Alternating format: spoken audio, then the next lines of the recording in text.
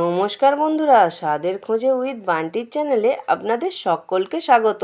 বন্ধুরা, আজকে নিয়ে চলে এসেছি লাউ শাক। শীতের দিনে লাউ শাক একটি জনপ্রিয় খাবার, আমার তো খুবই ভালো লাগে। আর এটা আমার দিদি শাশুড়ির খুবই প্রিয় রান্না। আর দিদি শাশুড়িকে তো পেলাম না, ভাগ্য খারাপ, তাই মামি শাশুড়ির থেকে এই রান্নাটা শিখে নিয়েছি।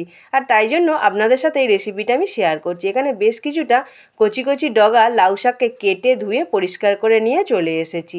আর এখানে আমি ননস্টিক কড়া একটা বসিয়ে দিয়েছি। আর আমরা যে ভাতটা করি, ভাতের যে ফ্যানটা থাকে, সেই পাতলা অংশ ফ্যানটাকে দিয়ে দিলাম। জল দিলে কিন্তু ভুলেও হবে না।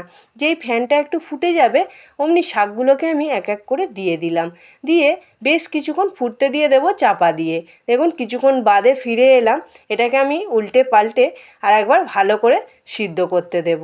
লাউ শাকটা যতক্ষণ না সিদ্ধ হচ্ছে, এটাকে কিন্তু চাপা দিয়ে দিয়ে ভালো করে সিদ্ধ করতে হবে। আর গ্যাসের ফ্লেমটা কিন্তু একদম হাই ফ্লেমে রাখবেন। আর কিচ্ছু দেবেন না এতে, নুন হলুদ কিচ্ছু না, জাস্ট সিদ্ধ হবে। দেখুন বন্ধুরা, কিছুক্ষণ বাদে ফিরে এসে দেখাচ্ছি আপনাদের কতটা সুন্দর সিদ্ধ হয়ে গেছে। আর বেশি কিন্তু ফ্যান দেবেন না। আর বারবার বলছি, এটা কিন্তু জল দিয়ে হয় না, জল দিয়ে হলে কিন্তু এই টেস্টটা আসবে না। দেখুন আমার এখানে কিন্তু এখনও সিদ্ধ হয়নি ডাঁটাটা, আবারও বেশ কিছুক্ষণ চাপা দিয়ে আমি সিদ্ধ করতে দেব।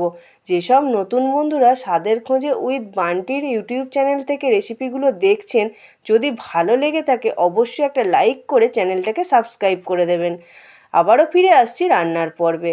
দেখুন বন্ধুরা, এখানে কিন্তু আমার ডাঁটাটা সুন্দরভাবে সিদ্ধ হয়ে গেছে। এক এক করে ডাঁটাগুলো দেখাচ্ছি। দেখুন ডাঁটাটা সিদ্ধ হয়ে গেলেই জানবেন হয়ে গেছে।